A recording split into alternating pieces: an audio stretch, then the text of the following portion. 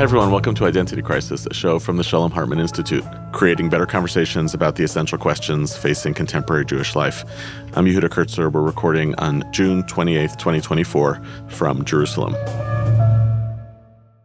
Among Jeremiah's first prophecies, in the first chapter of the biblical book that bears his name, God asks Jeremiah, after telling him that he was consecrated as a prophet of God even while in his mother's womb, God says, "Jeremiah, what do you see?" And Jeremiah replies, "Sir nafuach ani roeh, ufanav mipnei tzafona." I see a steaming pot tipped away from the north. And God says back to Jeremiah, "From the north shall disaster break loose upon all the inhabitants of the land. Mitzafon tipatach hara." We only have this kind of prophetic literature in our canon because the events that it described actually came to pass. Jerusalem was attacked by the Babylonians who came from the north, as had the Assyrians a century and a half before them. Back when the Assyrians attacked, they had captured and dispersed 10 of the tribes of Israel, who we now think of, like the Assyrian Empire itself, as lost to history. But the attack of the Assyrians themselves on Jerusalem failed. But not so the Babylonians a century and a half later. In either 587 or 586 BCE, depending on which historian you ask, the Babylonians, who were theologically speaking that steaming pot of God's wrath directed against the Judeans by God because of their moral and spiritual failings, they sacked the city, destroyed Solomon's temple, and took so many of those Judeans into the first exile, an exile that formed and forges so much of what we now know to be our diasporic Jewish identities. Threats to Israel, in other words, have been coming from the north for a long time.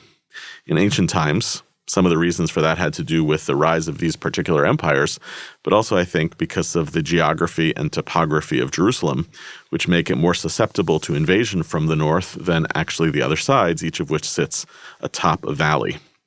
And for the years since the founding of the State of Israel, it has to do with historical wars against Syria and Lebanon that continue into aggression and hostility until today.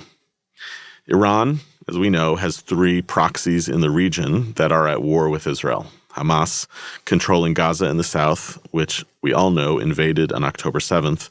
The Houthis, a religious militaristic organization in Yemen that joined in the fight by sending various missiles and drones and projectiles across the Red Sea that have been steadily intercepted by Israeli and American warships since October 7th.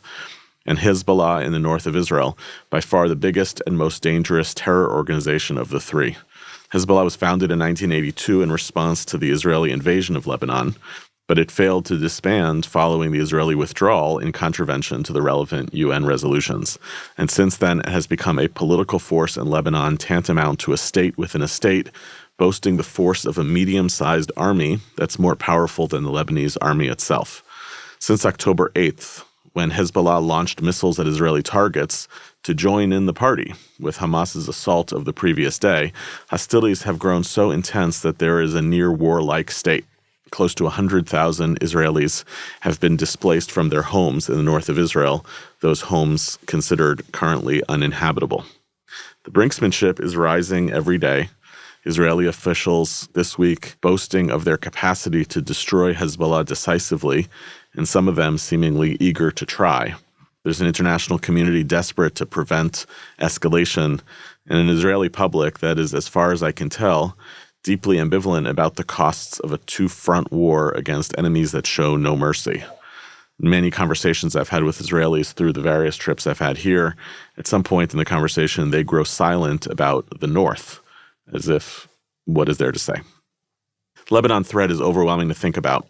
I've heard senior officials say that had Hezbollah tried to pull off something similar the same day that Hamas made its audacious attack in the south, the country could have faced significant existential threats due to its basic unpreparedness on 2 fronts.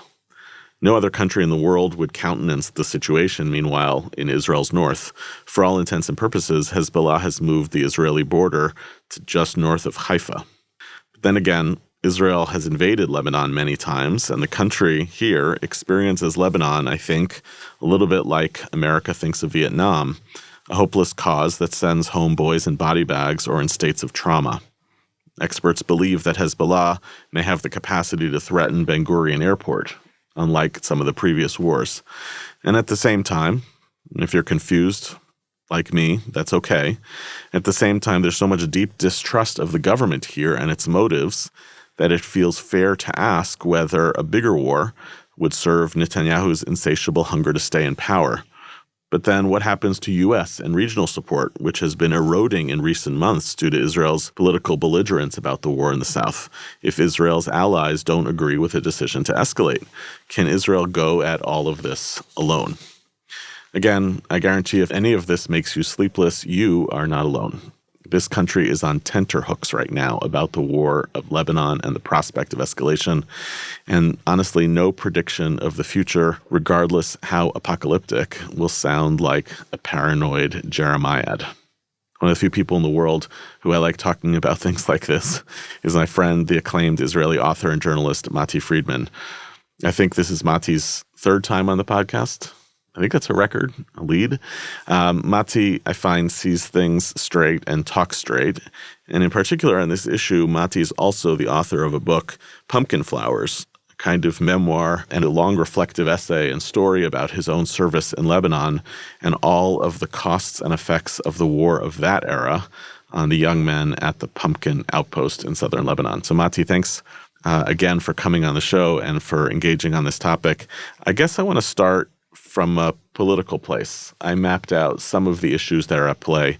I guess I want to hear a little bit from you about, if you want to fact check any of my, any of what I laid out, but what else do you think reflects the calculus for Israeli leadership about a decision to escalate or not escalate, which, as far as I can tell, kind of sits with Israel right now more than it sits with Hezbollah?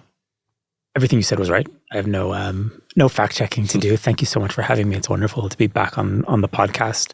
Lebanon for Israelis is really kind of a black box, and it's been running since the 70s. Usually people think that there's something more important going on, so it's usually on the back burner or at the kind of margins of people's attention. But when you look back over decades and decades of Israeli history, starting from maybe from the Litani operation of 1978, maybe even earlier, certainly through the big Lebanon invasion of 1982, and then 18 years of inconclusive guerrilla warfare in the security zone in South Lebanon, which is the little kind of strange little war that I participated in a strip of land in South Lebanon that was occupied to provide a buffer zone to protect the border.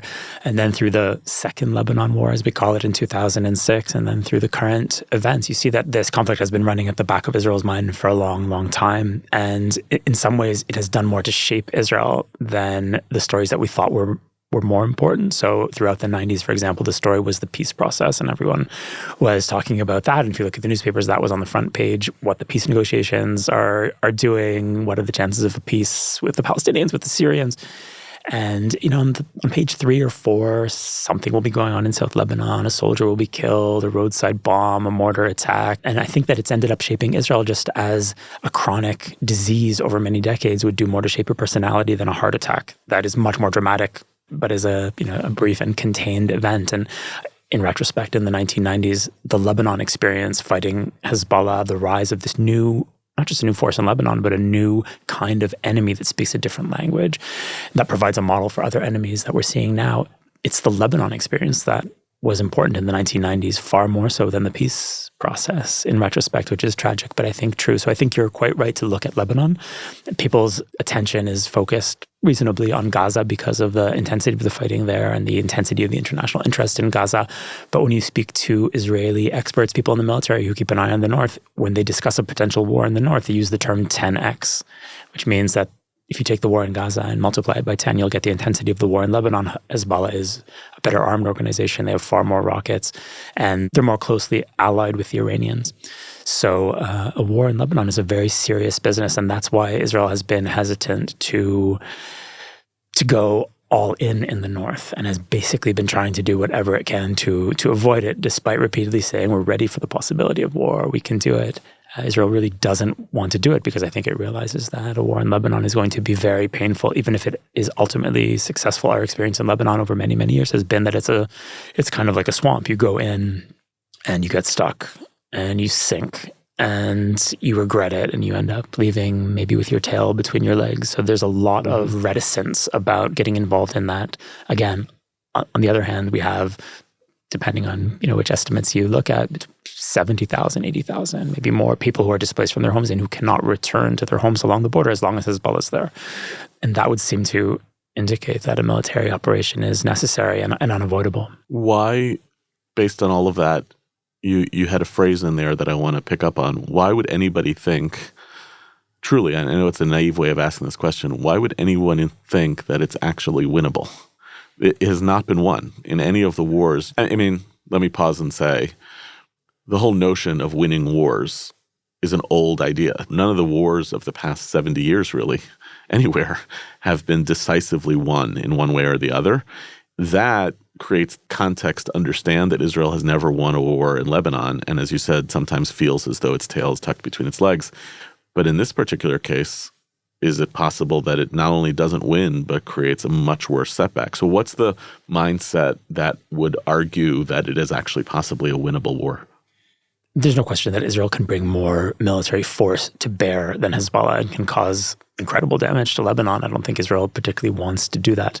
We have the situation where the enemy in Lebanon is not the state of Lebanon. The state of Lebanon is a kind of fiction. It's this kind of array of vaguely allied groups that have this arrangement that they've called Lebanon. But the power in Lebanon is Hezbollah, which is an Iranian proxy that sits on the support of the Shia minority in Lebanon, which has long existed at the bottom of the food chain in Lebanon, which was run by other people. And Lebanon, where I actually had an opportunity, as you know, and as anyone who's read Pumpkin Flowers knows, I had the opportunity to visit there as a tourist, which is quite rare for an Israeli. And it's a wonderful country. And it's beautiful. It's like Israel in many ways. And the people are hospitable. And they have mountains and they have beaches. And it's really a country that deserves a better history than it's had and a better future than the one that seems in store. So it's a wonderful place. But the situation is that we have an enemy there that is in the state but is not the state. And we've tried to maintain this fiction. And the United States, too, has tried to maintain the fiction that there is a state of Lebanon that is separate from Hezbollah, when in fact the army of Lebanon is Hezbollah. And a situation where we have to pretend that the army functioning out of a neighboring state is not the army of that state. I don't think it's really a tenable way of thinking about things. What you said, of course, is true, that Israel does not have the 100% faith that it can win. It can cause incredible damage to Lebanon. It can cause incredible damage to Hezbollah. But fighting these organizations does not end in victory. It's not like the Japanese generals get on your battleship and sign the writ of surrender, right, as happened in 1945. Wars don't work like that anymore, as you've pointed out. And really the model for this is Hezbollah. Hezbollah rises in the 1980s. When it exactly comes into existence is a matter of debate, but it certainly is active by the fall of 1982 when it carries out what is the first suicide bombing in the Middle East. They introduced the tactic in the Middle East, and it's carried out against Israeli forces in the city of Tyre. And it's a bombing that takes down a building where the Israeli headquarters is located and kills almost 80 people in November 1982. And that's really the appearance on the scene of this new force that isn't a state, and that isn't exactly an army, and that, of course, will never surrender, and that their idea of victory is a bit hard to understand if you're a Western person. We understand them initially as a kind of Viet Cong, which is an ideological group fighting to liberate a piece of land. And then you think, okay, we'll give them that piece of land, and that will end the war, which is what happens in Vietnam. But for Hezbollah, resistance is not a tool to achieve an end. Resistance is in many ways the end. It's a way of creating a society of resistance, which is a society mobilized along religious lines for perpetual holy war, in which martyrdom is not just an acceptable price to pay, it is the desire. And the war against Israel, as hard as it is for us to understand, it's part of a way of life that doesn't end with a withdrawal. And we've become used to it because we've seen that pop up in other places, and we have it in Gaza now with Hamas. But the first group to really operate along those lines and show that it could be successful is Hezbollah. They rise throughout the 80s. They displace the PLO, which is the enemy that Israel went into Lebanon to fight in 1982. So by the end of the 80s, early 90s, the PLO is really not a factor in South Lebanon, and Israel is fighting this new enemy that it did not intend to fight in the first place, which is the Shiites of South Lebanon and Lebanon in general. And then throughout the 90s, the force of the power of Hezbollah rises until Israel is forced to withdraw in the spring of 2000, which is around the time that I got out of the army. So I tasted the very end of that war. I went into the army in 1997, served at this outpost, as you mentioned, called Outpost Pumpkin, Mutzavlat in Hebrew, and then got out around the same time that the army pulled out in the spring of 2000. And what we thought was happening was, okay, there's this group that wants us out of Lebanon. there's legitimacy to that demand. Israel had no, claim to permanent control in South Lebanon. And so we pulled out. And according to our understanding, that ended the war. But we'd misunderstood the war and we'd misunderstood the enemy. And that was not, in fact, the war. Hezbollah is a group that has a different ideological platform, and they interpreted our withdrawal as victory and proof of weakness. So it strengthens them, and it doesn't only strengthen them. A few months after the withdrawal in South Lebanon, the second intifada starts here. And suddenly it's groups like Hamas, which are modeling themselves along the lines of Hezbollah, and they're speaking a similar language. And it's no longer about two states, and it's no longer about some kind of rational solution that allows people to continue with their lives. It's about this zero-sum ideological war being powered by radical strains of Islam. And you see it in Lebanon, and you see it in Gaza at the same, around the same time. Al-Qaeda is rising, and the next year we see the attack on the World Trade Center, and you see other groups in other parts of the Middle East that are functioning along the same lines, the Taliban, and they've really defined the 21st century in the Middle East. But I think you can make an argument that it really starts in South Lebanon in the 80s. I think you suggested something that I'm not sure you totally meant, which is that Israel effectively, the core war that Israel has been fighting over the past 50 years, basically since the Six-Day War, has been against the Palestinians. And so the war that Israel fights against the PLO in southern Lebanon winds up, it kind of suggested like we poked a bear, which was by creating this invasion into southern Lebanon and effectively attacking the Shia-controlled portions of the population, which become swollen later as Hezbollah. The Palestinian cause forces an Israeli invasion of Lebanon, but inadvertently creates an enemy out of Hezbollah. But I don't think that the implication of that is to say, had Israel not furthered its war with the PLO into southern Lebanon, it would not have created an enemy in Hezbollah. I don't think that's what you're suggesting. No, I'm not suggesting that. Although that is the chronology. Israel invades because the PLO is attacking over the southern border. Initially, the Shia Muslims of South Lebanon support the Israeli invasion because they oppose the PLO. And there are these incredible videos that you can see of Shia residents throwing rice at the Israelis as they drive through their villages. I was a co-creator of a documentary series that was broadcast on Israeli television a couple of years ago called The War Without a Name. And it's about the Lebanon war from 82 to 2000. And I watched the footage, and it's quite amazing to see it, given what we know is going to happen. The Israeli army pushes the PLO out and then stays. And staying is usually a bad idea. And over time, the occupation in South Lebanon turns the Shia population against Israel. But the key event here actually doesn't happen in South Lebanon or in Israel. It happens in Iran. Because 3 years before the Israeli invasion, there's an Islamic revolution in Iran. And a theocracy comes to power in Iran, and they begin to project their ideas and power across the Middle East, particularly to Shia populations across the Middle East. So the process of the creation of Hezbollah is underway before the Israeli invasion, and the underlying currents would have happened with or without an Israeli presence in South Lebanon. We've seen the Iranians over a couple of decades now, and we know that they're very methodical and they're extremely ideological. The Israeli occupation, I think, ends up being good for them in that it provides them with the war that they need, the enemy that they need. And over 18 years, Israel eventually figures out what's going on and realizes that it would be better not to be in South Lebanon, providing this pretext for a war that ends up building a military force in South Lebanon with some legitimacy, fighting the Israeli occupation, which even some Israelis understand is a legitimate cause, because you're occupying a strip of South Lebanon. So it's legitimate to resist the occupation. And ultimately, Israelis become convinced that we should just end the occupation and that would end the war. Again, misunderstanding, I think, what the nature of the war is. Groups like Hezbollah and like the Iranian regime, they've always been quite open about what the war is. These are religious people. They're reading their scripture. They interpret the will of God in a certain way, and they try to obey the will of God no matter what the price.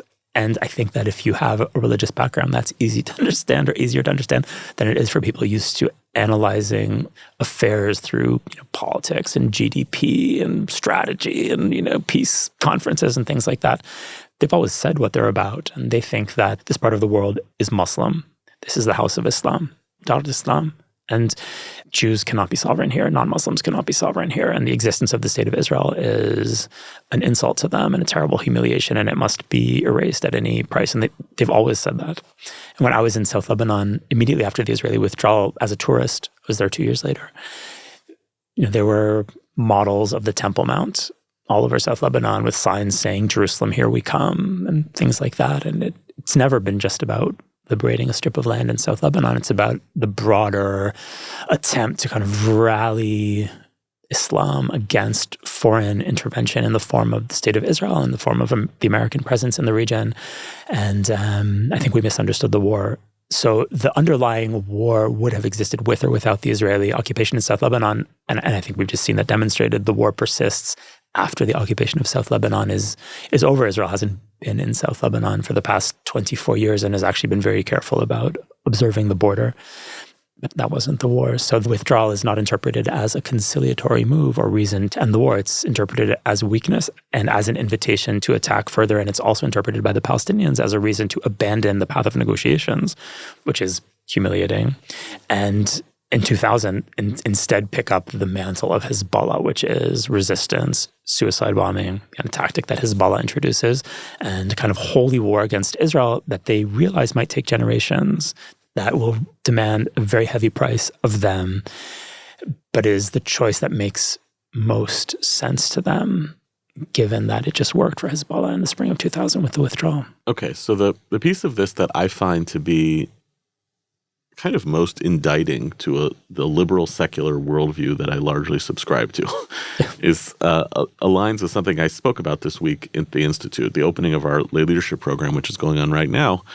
I talked about crashing, and the main crashes, some of the essential narratives for liberal Jews in North America over the past 8.5 months.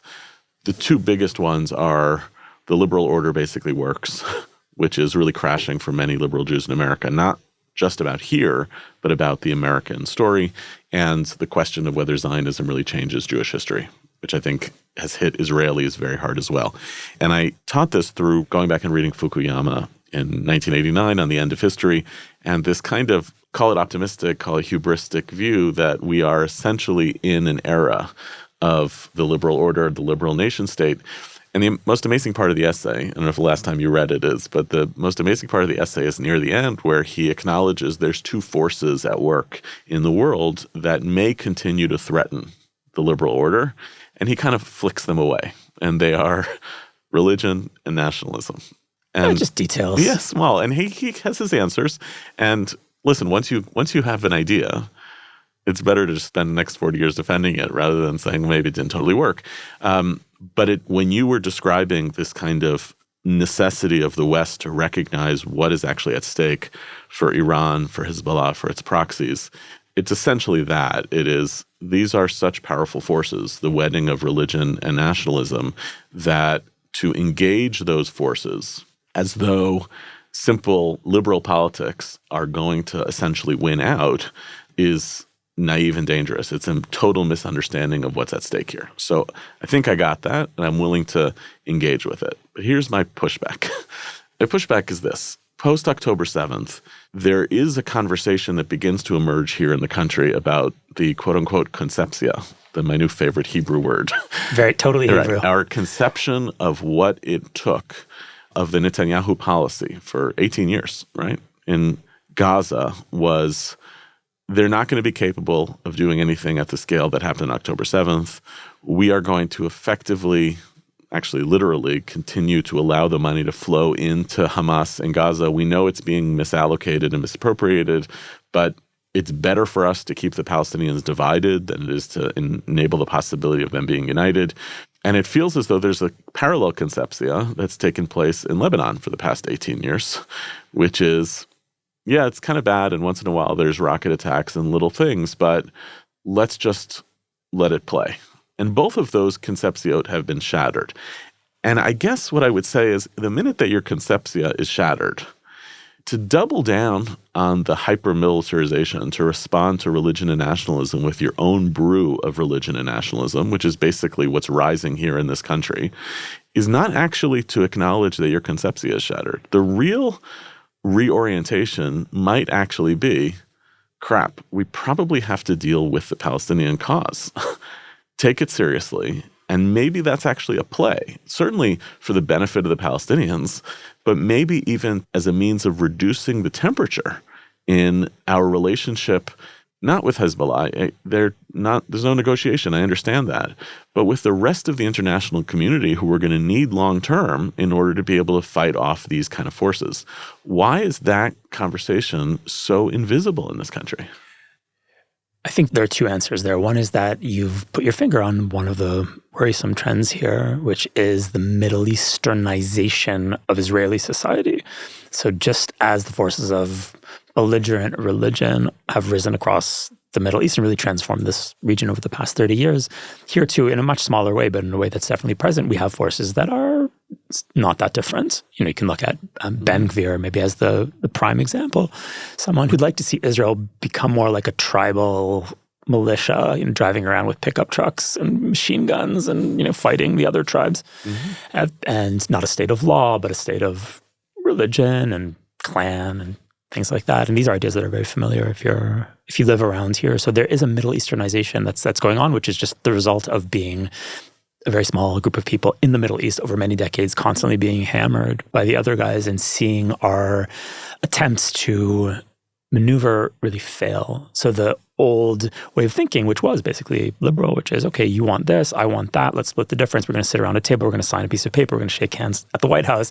And that's a very Western way of thinking, and it hasn't worked. So as a contra to that, you have these deep reservoirs of sentiment here that say, okay, the solution is just as the other side sees their solution in religion and unyielding ideology, then we're going to do that too. And that hasn't taken over the whole Israeli political system, but it's certainly present now in a way that it hasn't been present before. And this is because Netanyahu brings these forces into his government in order to survive. So now we have Ben Gvir running the ministry that's in charge of the police, which is incredibly foolish and dangerous. And the last conversation we had here, which I think was about a year ago, was about that. So it's definitely happening. And I would agree with you that that is entirely the wrong answer. You don't combat the rise of fundamentalist religion with your own fundamentalist religion. And there are Israelis who think that that's what we should do. Yeah. And they're wrong. And I don't think that they'll win, but I think we really have to fight it. And that's one thing that's going on here. The other part of what you said is the idea that we can engage with the Palestinian cause. And I think that among many things that have changed or need to change is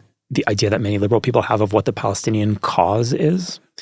And that, I think, is something that Israelis have been onto for longer than people in the West, simply because we lived here. And those of us who have always had liberal sympathies and have been willing to do whatever it takes to reach a peace agreement with the Palestinians have had to accept, if not in 2000, then in 2002, and if not in 2002, then in 2008, when the Palestinians reject the Olmert offer, or certainly by October 7th, when a territory that Israel turned over to the Palestinians is used to launch the worst attack against Jews since the Holocaust. The Palestinian cause is to replace Israel with an Arab state. It's to destroy Israel and replace it with an Arab state. Do you make that claim universally about the Palestinian cause? That's the Palestinian cause. Merely the Hamas. No, that's the Palestinian cause. And I think we have to accept it. And one thing that we learned on October 7th is that we can't lie to ourselves, because there were a lot of lies about Gaza that we were telling ourselves. One is the one that you repeated, consciously repeated, which is that they're contained, we're just going to keep the money flowing. And there were lies about the effectiveness of the border defenses. We had this incredibly inflated idea of how effective the high-tech array on the Gaza fence was. People were living hundreds of yards from the fence, and they were, raising their kids, and they're basically unarmed, as we saw. And this was because we thought that the defenses were basically impregnable. That was a lie. Another lie is that there's a mandatory draft in Israel.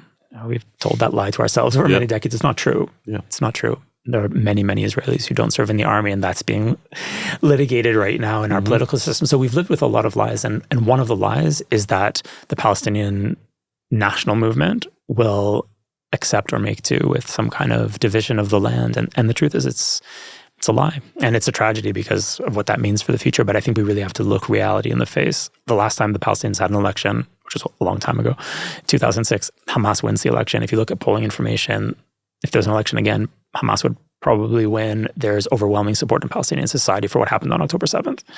And I think we just have to look at it. If there's a power vacuum created in the West Bank, the power that fills the vacuum will be Hamas or something that looks a lot like Hamas. And it's not that there are no Palestinian liberals. It's not that there are no people who would like to get on with normal life.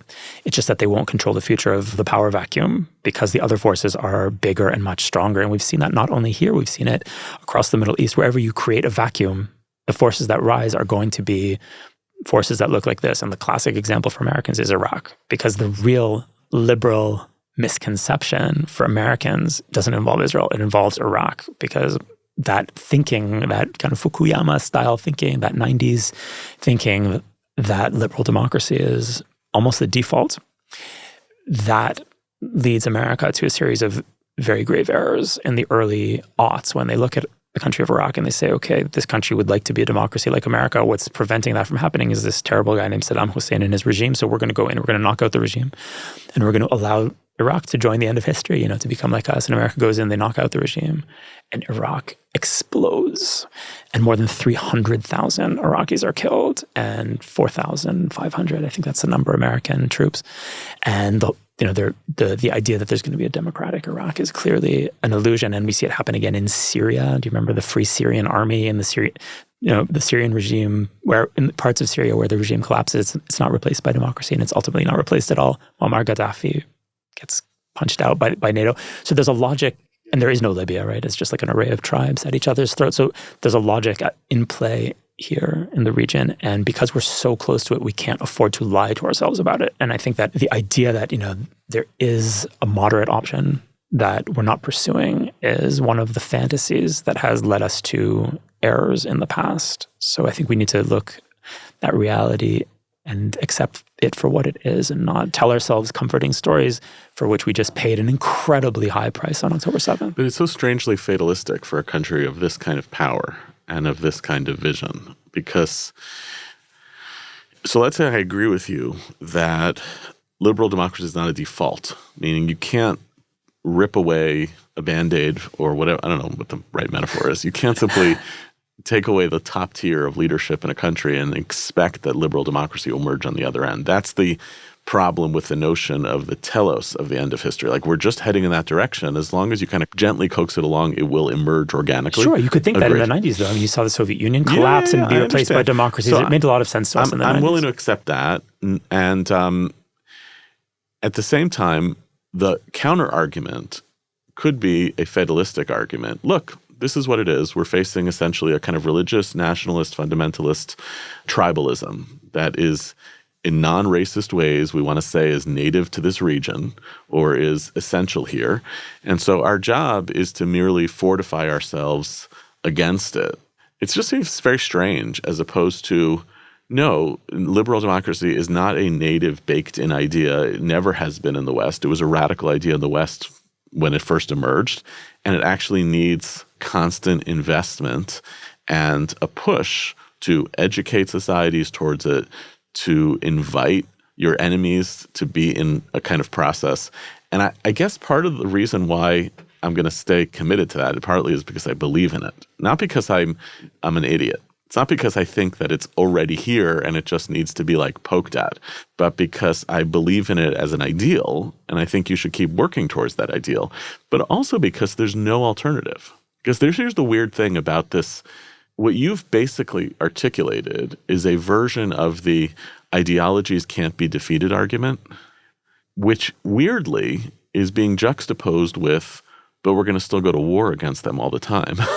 So what are we left with, Matti, other than, well, these are ideologies that represent the majority, in your view, of the Palestinian population, the majority of the region, and we're just going to be left with a permanent state of brinksmanship and war?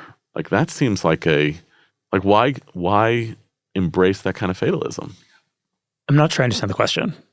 I mean, the question of what we then do or why embrace it is not relevant to the question of whether it's real or not. And I think that it's real. Well, let me sharpen the question. The fact that it might be the real characteristic of the enemies that Israel faces, the enemies that the West faces, the fact that it's real doesn't mean that it is the permanent state of being real.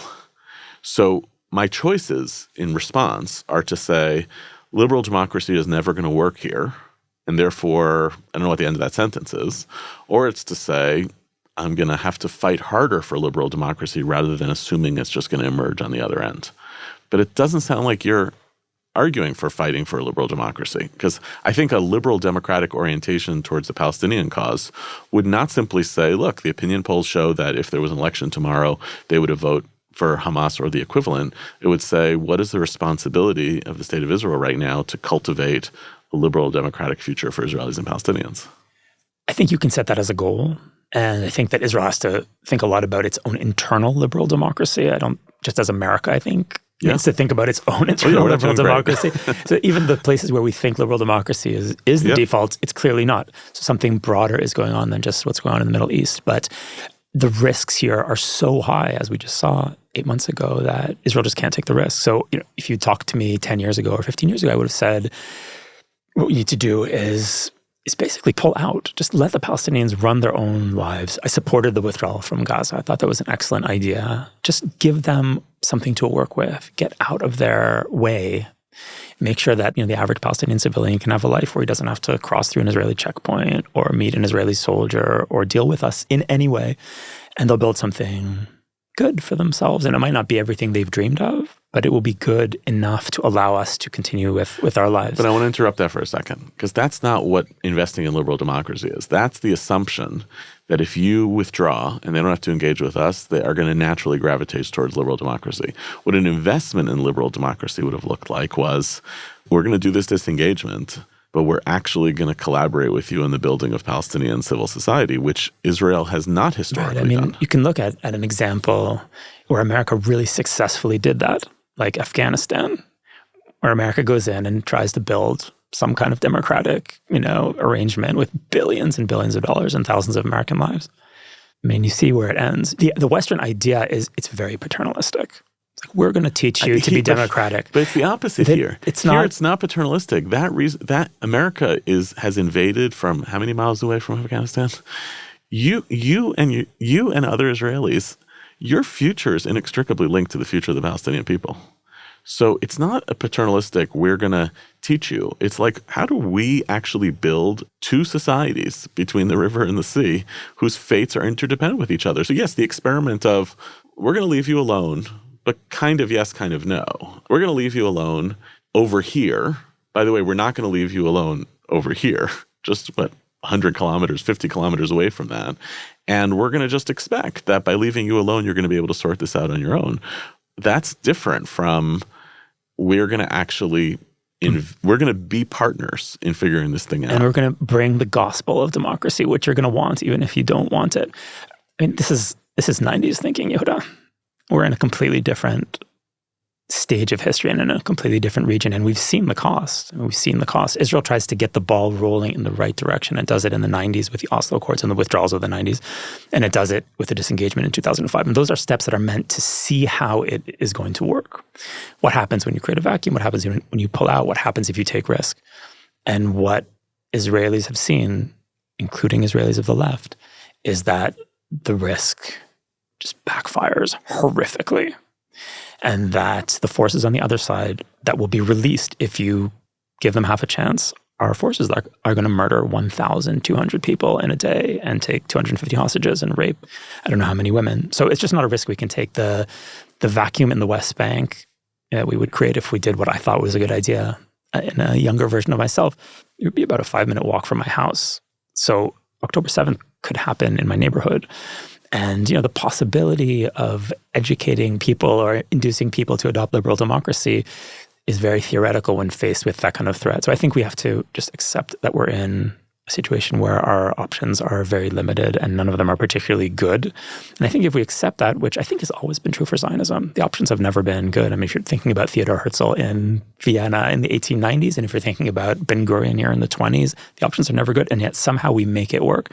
And we make it work when we're in close contact with reality and not lying to ourselves about what our situation really is. And I think that part of the story of October 7th is a kind of inflation of lying, in which we told ourselves all kinds of things that weren't true. And because we live in such close proximity to the threat, we can't maintain a bubble of lies in the same way that America can. America can lie to itself about Iraq, discover that it was wrong, and America remains intact. And in fact, the president who made that error is reelected because the American population is buffered from the results of the lies, but we're not. I mean, one of the most left-wing segments of our population bore the brunt of the October 7th attack. The kibbutzim along the Gaza border were, these were liberal people invested in peace with the Palestinians, many of them involved in peace activities. Vivian Silver, who was quite a prominent peace activist, was burned to death in her home. So there's really no way to avoid the kind of brutal realities of where we are. And moving forward for Israel, and I'm thinking of, how can we encourage the success of centrist political forces in the Israeli political spectrum? And the way to do it is not to tell the Israeli electorate lies about a potential two-state solution, or the idea that if we just double down and really hope, then that will be possible, which is what the Labour Party tried to do after the Second Intifada started with catastrophic electoral results. What we need is a left and center that looks at reality, accepts that this is reality, and then says, okay, what does it mean to be liberal right now? Mm-hmm.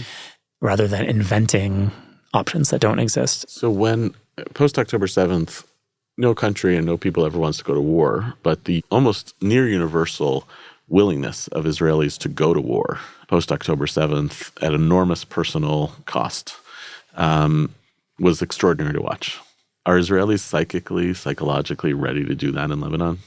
It's a great question, and I'm not sure. I mean, I think that if Israeli cities are being hit by dozens or hundreds of rockets, which is the scenario, then people will do what needs to be done, and the society will be galvanized, and people will be sufficiently worried about themselves and about the country to take action. But we're certainly in a country we've been through 8.5 months of very difficult fighting in Gaza, very difficult and inconclusive fighting in Gaza. And society is experiencing war fatigue. And we're not the society we were on October 8th. And the war has been run very slowly. Part of that has been American limitations, and part of that has been the indecisive nature of our leadership, and possibly, as many Israelis suspect, the fact that Netanyahu is not in a hurry to wrap things up. So we're in a situation after 8.5 months where we're much less ready in some ways than we would have been had this been done immediately after October 7th, when, by the way, some people in the Israeli government wanted to move in Lebanon as well as Gaza, and that might have been the right decision. The idea that Israeli society can maintain a war that goes on for this long, given the international responses and given the very adept way that Hamas has used civilian casualties in Gaza to turn the international community against Israel and tie Israel's hands, we're going into Lebanon in a much weaker position than we would have had we done something in October. So Israel will be able to do it. But I think you're right to observe fatigue and division in our society. The divisions here went away for a couple of months. The divisions that we discussed a year ago on the podcast about judicial reform, and they went away for a couple of months, and they're back. And many Israelis, including me, have a deep distrust of this government. I don't have faith in the wisdom of Netanyahu or his ministers, and we desperately need a different kind of government. It's not going to be the liberal government of my dreams, but it could be a centrist government run by people who Israelis trust or who have motivations that people think are, above board. Does that extend for you to decisions about whether and when and how to go to war in Lebanon? No. Because you trust the army more than you trust the... I mean, I do trust the army, although I think that October 7th undermined the trust that many of us had in the army. Yeah. I know that everyone knows what the war in Lebanon will cost. So I don't think that is a decision that is going to be made lightly. On the contrary, you can see that the Israeli government is doing anything it can not to make the decision. And I think that if the decision is made, it will be made because there is no other choice that's available. But certainly, like many other Israelis, I would be much calmer about it if we had completely different people in power, even if we're just an emergency government, trying to run the country from the center for a year while we get through this incredibly dark period of our history. And fate has decreed that we're going to be at one of the darkest moments in Israel's history, maybe the darkest in some ways, with the worst government in Israel's history. And we're facing maybe the most severe diplomatic challenges that we've faced, certainly in many decades, without a functional foreign minister, and with our diplomatic corps completely demoralized, and with a prime minister who tries to run everything, himself with a few of his advisors. And who's, I think, pretty explicitly gambling on a Biden defeat in November in ways that are actually jeopardizing a relationship with America. That Israel's most significant ally. He's managed to alienate our most significant ally unnecessarily, in my opinion, and our other allies who are also important. I mean, what are your jobs as an Israeli prime minister? You need to keep your society unified, which is not that easy in Israel, but it's possible. You need to keep our allies on side because we're a very small country and we need allies, primarily the Americans, but not only the Americans. And you need to prevent war. Those are your jobs. And he's failed at all three. And I just wrote a piece for the Free Press that came out this week about Netanyahu. I went back to the memoir that he published before the war and reread it in light of the war, realizing I think that he probably wishes he hadn't published it. And I look at his leadership, and like many Israelis, I'm just desperate to see a different kind of leadership here, to such an extent that I would risk an election right now in the middle of a war rather than trying to muddle through with this kind of leadership. And part of the darkness here that you're sensing is not just the external threats, but the sense that that internally we're in bad shape. I guess I'll ask you one last question on that, which is, looking back at 1982, the first Lebanon war effectively is Israel's first non-existential war, a war that it could lose and arguably did, and it doesn't mean the end of the state of Israel. But it also was the birth of a serious protest culture against the military. It's not crazy from a narrative sense to see the weird ways in which 2023 and 2024 have been all about the 41 years since, where you see protest culture has taken over that kind of principal divisiveness. I don't mean divisiveness in just the bad way, like principal divisiveness about the legitimacy of Israel's governmental decisions, and including very costly ones. And then at the same time, not winning in Lebanon in 1982 creates the conditions that we are here. I guess, and on top of that, the kids of 1982 were children of parents who had fought in 67 or 56 in those existential wars. You know, what's it going to be like for the kids and grandchildren of 1982 fighters to be now the generation that has to fight in Lebanon again? And I say that with this awe of this generation of young Israelis who just went to war, who left protests in Tel Aviv, on Kaplan Street, went to war, or stayed there to support their friends who went to war. I don't know. What's this going to feel like 6 months from now in this country, to take that divisiveness that you're talking about and map it onto the conflict of this kind of magnitude? Yeah, it's a good question. I mean, just looking at Lebanon, the kids who were born in 1982 go into the army with Israel still in Lebanon. So the invasion happens in 1982, and an 18-year-old, conceivably an 18-year-old born in 82, is going to the army, around the same time as the army wraps up the war that it began 18 years earlier. And that soldier could have been an officer in the 2006 Lebanon war. Yeah.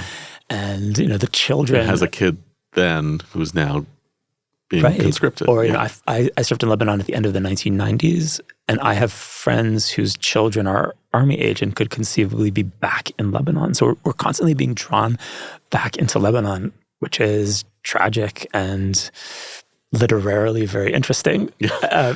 It's like a loop. I mean, we keep going back into Lebanon. It's like a tidal movement. 78, we go in, we go out. 82, we go in. 2000, we come out. 2006, we go in, we come out, and maybe back in. I mean, the idea, it's occurred to me over the past couple of months that I have two sons who are 17, so they'll be in the army within a year or two. And it has occurred to me that they might find themselves at or around Outpost Pumpkin. I mean, it's not completely inconceivable. We have a situation where the old security zone, which was inside Lebanon, and the evacuation of which I supported in 2000, that security zone has reappeared inside Israel, as you mentioned. I mean, the Israeli border has functionally been moved south, and we have a security zone instead of inside Lebanon, inside Israel, and that's not a tenable situation. So is it conceivable that we could have, again, a security zone inside Lebanon and have some kind of bizarre repeat of the 1990s in which my kids will be the actors instead of me? It is maybe not probable, but it's certainly possible. And we'll see. I mean, the way this is all going to play out, I think, is very unpredictable. So you had those divisions, kind of buried by the war, and the kids who were at Kaplan, or the young people at Kaplan, many of Kaplan being the center of the protest movement in Tel Aviv, or at the protests that I participated in Jerusalem, people set that aside and they go off to war. And I don't think Israeli society has ever had a situation where we're fighting a war with such extreme political divisions. And it's really remarkable that this society can function and that people are willing to fight. They're willing to say, one thing about the government and then set that aside and go off to fight and take orders from the government. And I think that is remarkable. And I don't think it would happen in very many societies, but I also don't think that it will last forever.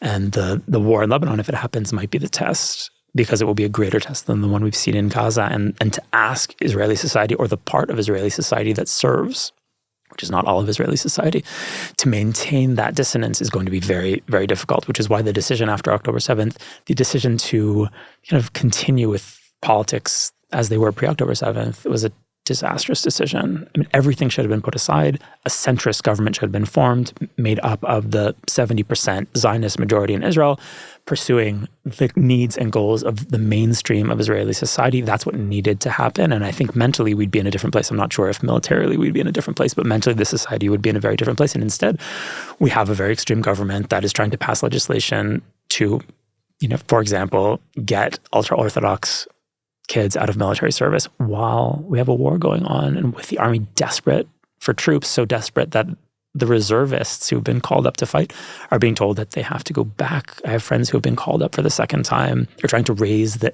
age for reserve duty. So instead of stopping when you're 40, you'd have to stop when you're older, rather than just drafting everyone in Israeli society. But Netanyahu's political needs dictate support from the ultra-Orthodox parties, and their demand is a draft exemption for their kids, and he's going to give it to them. At the same time, you have the extreme edge of the settler movement, as represented by Smotrich at the head of the treasury, pursuing their own policies in the West Bank, expanding outposts, increasing friction with Palestinians, increasing friction with the Americans at a time when we can least afford it. And all of this is being dictated by the needs of the extremist coalition that Netanyahu set up before October 7th. And the fact that he has continued to maintain those politics through an existential moment like October 7th it's, I think, a reason that he'll be remembered as one of the worst leaders we've ever had.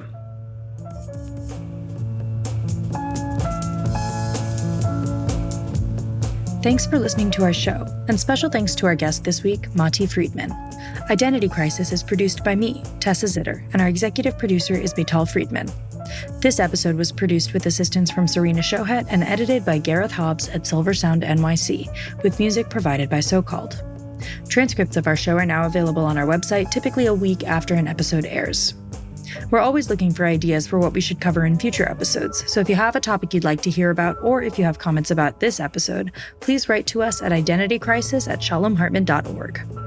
For more ideas from the Shalom Hartman Institute about what's unfolding right now, sign up for our newsletter in the show notes and subscribe to this podcast everywhere podcasts are available. See you next week, and thanks for listening.